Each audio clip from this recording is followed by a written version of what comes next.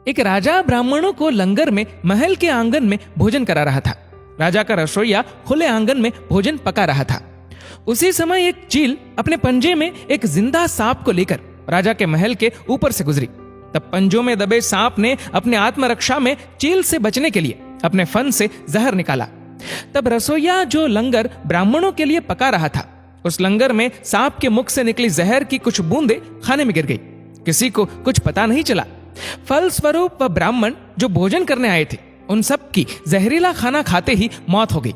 अब जब राजा को सारे ब्राह्मणों की मृत्यु का पता चला तो ब्रह्म हत्या होने से उसे बहुत दुख हुआ।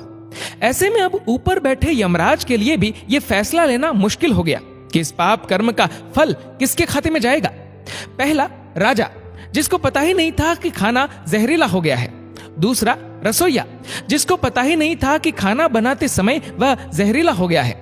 तीसरा, वह चिल जो जहरीला सांप लिए राजा के महल से गुजरी। चौथा, या वह सांप जिसने अपनी आत्मरक्षा में जहर निकाला। बहुत दिनों तक ये मामला यमराज के लेखे जोखे में अटका रहा। फिर कुछ समय बाद कुछ ब्राह्मण राजा से मिलने उस राज्य में आए और उन्होंने किसी महिला से महल का रास्ता पूछा। उस महिला ने महल का रास्ता तो बता दिया। रास्ता बताने के साथ साथ ब्राह्मणों से यह भी कह दिया कि देखो भाई, जरा ध्यान रखना, वह राजा आप जैसे ब्राह्मणों को खाने में जहर देकर मार देता है। बस जैसे ही उस महिला ने यह शब्द कहे, उसी समय यमराज ने फैसला ले लिया कि उन मृत ब्राह्मणों की मृत्यु के पाप का फल इस महिला के खाते में जाएगा और इसे उस पाप का फल भुगतना होगा। यमराज के दूतों ने पूछा, प्रभु ऐसा क्यों, जबकि उन मृत ब्राह्मणों की हत्या में उस महिला की कोई भूमिका भी नहीं थी। तब यमराज ने कहा कि भाई देखो, जब कोई व्यक्ति पाप करता है तब उसे बड़ा आनंद मिलता है, पर उन मृत ब्राह्मणों की हत्या से ना तो राजा को आनंद मिला, ना ही उस रसोइये को आनंद मिला, ना ही उस सांप को आनंद मिला और ना ही उस चील को आनंद मिला।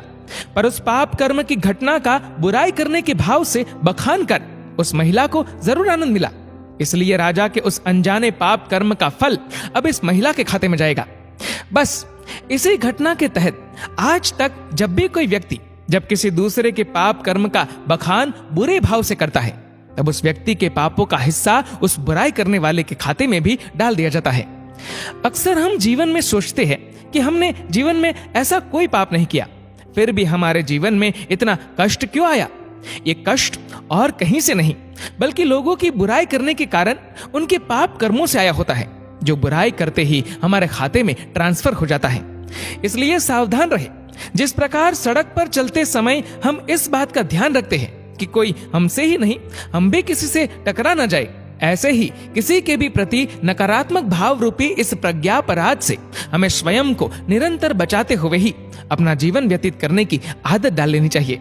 क्योंकि हमारे शब्द, हमारे कार्य, हमारी भावनाएं, ये विचार ही हमारे कर्म है।